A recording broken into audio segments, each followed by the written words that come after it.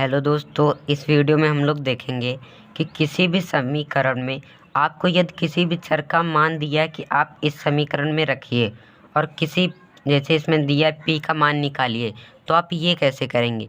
देखिए, इसको करने के लिए आपको सबसे पहले करना क्या होता है, आपको ये देख लेना होता है कि जो चर का मान आपको कितना कितना दिया है। इसमें दिया है x बराबर 2, मतलब इसका मतलब होता है x की जगह पर हमें 2 रखना है और y की जगह पर हमें 1 रखना है। तो आपने ये तो थंबनेल में ही देख लिया, आपको मैं अब करके दिखाता हूँ कि ये हुआ कैसे।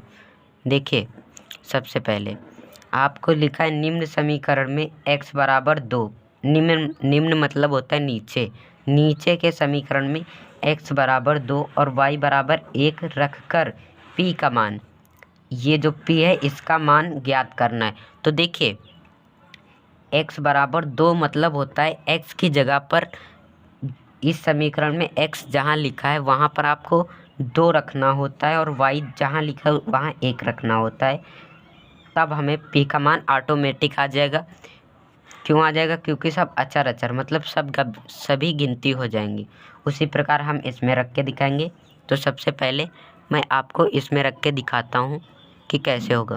देखिए, x बराबर 2, आपको सबसे पहले देखना है इसमें x कहाँ है। आपने देखा ये x है, तो आपको करना 2 गुणे। अब देखिए, गुणा क्यों लगा दिया, इसके पीछे भी रीज़न, क्योंकि आप 2 का गुणा अगर x में करेंगे तभी 2x आएगा, या जोड़ेंगे तब आएगा। तो यहाँ हमेशा गुणे का चिन्ह लगा होता है, आपको ध्यान रखना है। चर और अचर मतलब कि गिनती और ABCD जितने भी होते हैं उनके बीच हमेशा इंटू का चिन्ह लगा होता है, आपको ध्यान रखना है। 2 गुणे किया, x की जगह पर 2 रखना है, 2 रख दिया और प्लस लगा तो प्लस वैसे उतार दिया, 5 है तो 5 उतार दिया, क्योंकि यहाँ कोई चर नहीं तो वैसे ही करना होगा। अब देखिए, बराबर यहाँ लगा तो बराबर लगाएंगे। और 7 मैंने बताया गिनती और ABCD सभी के बीच में गुणे का चिन्ह, तो गुणे का चिन्ह लगाया। ये आपको ध्यान रखना है कि गिनतियों मतलब गिनती को, सभी गिनतियाँ जो होती हैं उन्हें अचर कहते हैं, और जो सभी ABCD मतलब ABCD EF Z तक जितनी होते हैं वो सभी आपके अचर होते हैं। तो आपको अचर और चर के बीच में हमेशा गुणे का चिन्ह होता है, आपको ध्यान रखना है। और y यहाँ लिखा तो y बराबर 1 है तो 1 रख देंगे और प्लस p। अब देखिए, 2 दूनी 4 तो 4 हो जाएगा, प्लस लगा तो प्लस और 5 बराबर में 7 गुणे 1 हो जाएगा 7 प्लस p। अब देखिए, 5 4 हो जाएगा 9। अब देखिए, ये गिनती और ये गिनती से ही घटेगी, तो इसीलिए प्लस में तो इधर माइनस में आ जाएगा बराबर p। अब देखिए, 9 से 7 घटाएंगे, ये आपको ध्यान रखना है। जब प्लस में होता है तो बराबर के जब हम लोग दूसरी साइड ले आते हैं तो उसका चिन्ह बदल जाता है। तो ये प्लस का प्लस माइनस होता है माइनस, मतलब हमें घटाना है। 9 से 7 घटाया तो 2 बचा, और चिन्ह बड़ी संख्या का तो प्लस का लगा देंगे, तो हमारा p बराबर 2 आंसर आ गया। इसी प्रकार आपको यदि कोई समीकरण दिया है या कोई आपको बहुपद दिया है, उसी में भी आपको मान रखने को आ सकता है।